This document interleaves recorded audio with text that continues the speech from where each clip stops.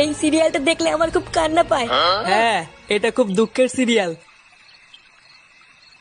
তোদের ভাইগুলো বেশ ভালোই আছিস তাই না?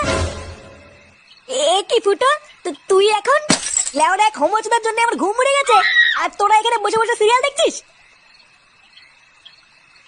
বাড়া তোর আবার এত রাতে কি হলো? এত খোঁচে আছিস কেন? লেওরা খান কিচ্ছে সারার জন্য আমার বাড়িতে টাকাই দায় হয়ে গেছে। চুদির ভাই হোমোচুদার বাল প্যান্ট খুলে দিচ্ছে, প্যান্টের ভিতরে হাত ঢুকিয়ে নাড়ি দিচ্ছে। খোদা, এইভাবে কি থাকা যায় নাকি? এই গাড় মেরেছে ফুটো।